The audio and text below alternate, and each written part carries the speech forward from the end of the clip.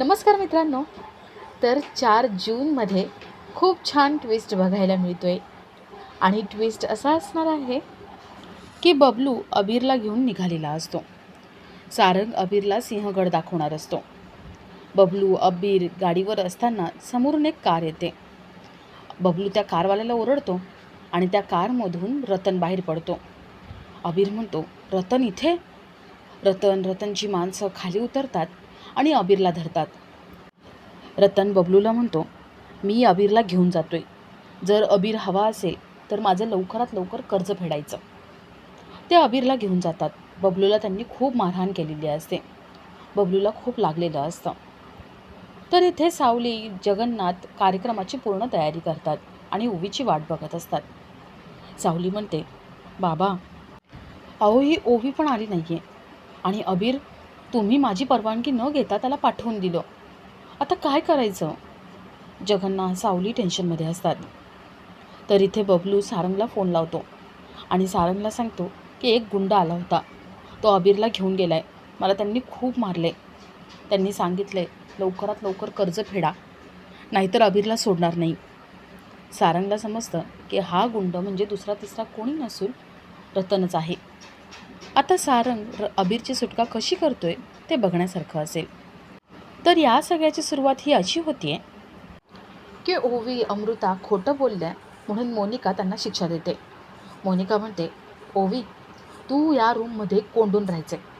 पूर्ण 2 दिवस 2 रात्री तू इथेच काढायचे, एकटीने. ते पण रात्री कितीही अंधार झाला तरी तू एकटीनेच राहायचे या रूममध्ये. अजिबात बाहेर यायचं नाही. तुला या दरम्यान जेवायला मिळणार नाही, तू कोणाला भेटायचं नाही, कोणाशी बोलायचं सुद्धा नाही. आणि जर तू माझी शिक्षा फॉलो नाही केलीस, काही गडबड केलीस, तुझ्या बाबांना माझ्याबद्दल सांगितलं, तर मग मी काय करणार हे तुला चांगलंच माहिती आहे. ओवी घाबरलेली असते. अमृता म्हणते, मोनिका अगं ती लहान आहे, घाबरली आहे. ती कोणाला काही सांगणार नाही आणि ती म्हणते आहे ना क्लासला नाही जाणार. ती नाही जाणार, पण प्लीज तिला शिक्षा देऊ नको.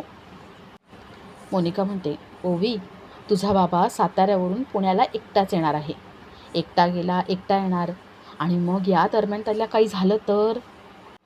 तू इथे काही गडबड केली, शिक्षा फॉलो केली नाही, तुझ्या बाबाला काही सांगितलं, तर मग मी तिकडे तुझ्या बाबाला संपवून टाकणार. मोनिका सेम धमकी अमृताला सुद्धा देते आणि अमृताच्या हाताला धरून तिला फरफटत बाहेर काढते. मोनिका दरवाजा लावून घेते आणि अमृताला म्हणते, आईंना काही सांगण्याचा प्रयत्न केलास किंवा सारंगला फोन लावलास ना तर गाठ माझ्याशी. मोनिका कडी लावून तिथून निघून जाते. अमृता ओवीशी बोलत तिथेच थांबते. ओवीला भीती वाटू नये म्हणून अमृताचे प्रयत्न चालू असतात. तर इथे अबीर जगन्नाथला विनवण्या करतो. त्याला सारंगसोबत सिंहगडावर जायचं असतं आणि सावली नकार देत असते. अबीर झोपायचं नाटक करतो आणि त्याच वेळेला तिथे सावली येते. जगन्नाथ सावलीला कन्व्हिन्स करण्याचा प्रयत्न करतो. जगन्नाथ सावलीला म्हणतो, सावली अगं एका दिवसाचाच प्रश्न आहे, प्लीज जाऊ देत ना. सावली म्हणते, बाबा अहो 1-2 तासाचा प्रश्न असला असताना तर मग मी त्याला जाऊ दिलं असतं, पण पूर्ण दिवस लागणार आहे आणि अनोळखी माणसासोबत मी माझ्या अबीरला कसं काय पाठवायचं? आणि माझा त्या माणसावर अजिबात विश्वास नाही आहे. मी त्या माणसाला बघितलंसुद्धा नाही आहे. त्या परक्या माणसावर कसा विश्वास ठेवायचा? आणि कोण आहेत ते ओवीचे बाबा ज्यांनी माझ्या अबीरला डोक्यावर चढवून ठेवलं आहे? मला तर ना त्या माणसाला एकदा भेटायचंच आहे. जगन्नाथ म्हणतो, तुमची भेट होणार. सावली म्हणते, म्हणजे काय बोलताय? जगन्नाथ म्हणतो, सावली अगं ते रोज सोडायला येतात ना ओवीला, तेव्हा कधी ना कधी भेट होईलच तुझी. पण माझी भेट झाली.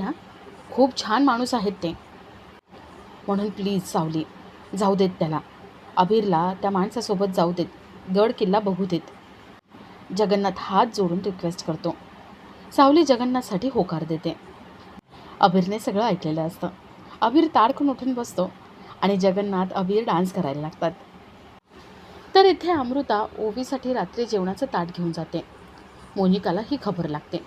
मोनिका धावत तिथे येते आणि अमृताला पुन्हा एकदा धमकी देते. ओवीला जेवण मिळणार नाही याचा मोनिका व्यवस्थित बंदोबस्त करते आणि ती अमृताला धमकी देऊन त्या दरवाजाला कुलूप लावते. थोड्या वेळाने तिलोत्तमा तिथे येते. आणि तिलोत्तमाला मोनिकाने ओवीला शिक्षा दिली आहे हे कळतं. तिलोत्तमा मोनिकाला म्हणते, मोनिका हे काय करतेस तू? हे असलं करू नको. तुला आठवतंय ना मागच्या वेळेस सारंग काय म्हणाला होता ते? अगं सारंगला काय कळलं नाही तर काय होईल याचा विचार कर. मोनिका म्हणते, आई मला तेव्हा शिक्षा मिळाली ते ठीक आहे, पण अहो यांचं काय? ही ओवी अमृता खोटं बोलून पुन्हा एकदा तीच चूक करतायत. अहो त्या ओवीला क्लास लावलाय, गाण्याचा क्लास. आपण नाही म्हटलेलं असताना तिला गाण्याच्या क्लासला पाठवतात, तरी ह्या सुधारत नाही आहेत. मग आता शिक्षा मिळायला नको का? तिलोत्तमा अमृता मोनिकाकडे विनवण्या करतात, ओवीला बाहेर काढ म्हणून सांगतात, पण मोनिका ऐकत नाही. ती आपलंच म्हणणं खरं करत असते.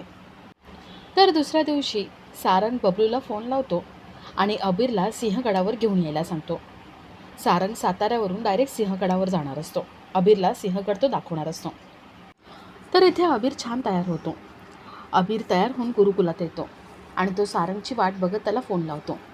सारंगचा फोन काही लागत नाही. अबीरला वाटतं की सारंगने आपल्याला प्रॉमिस केलं होतं तर ते विसरून गेलं आहे. तर इथे ओवी अमृता त्या दोघीही सारंगची वाट बघतात. सारंगला सारखं त्या फोन लावत असतात. ओवीला कार्यक्रमासाठी जायचं असतं आणि मोनिका खोलीबाहेर काढणार नाही. जोपर्यंत सारंग येत नाही तोपर्यंत ओवीला कार्यक्रमाला जाता येणार नाही, म्हणून अमृता सारखा सारंगला फोन ट्राय करते, पण सारंगचा फोन काही लागत नाही. ओवी म्हणते, काकू बाबा जरी आला तरी आजी जाऊ देईल ना? अमृताला आठवतं की या गाण्यापायीच तिलोत्तमाने सावलीला घराबाहेर काढलं होतं. त्यावेळेस सारंग गप्प बसला होता. अमृताची पूर्ण खात्री असते की त्यावेळेस जरी सारंग गप्प बसला तरी यावेळेस सारंग गप्प बसणार नाही. तिलोत्तमाच्या विरोधात जाऊन तो बरोबर आपलं काम साधून घेईल. ओवीला गाण्याच्या क्लासला पाठवेलच. अमृता ओवीला म्हणते, ओवी बाळा विठ्ठलावर विश्वास ठेव. विठ्ठलाचा धावा कर.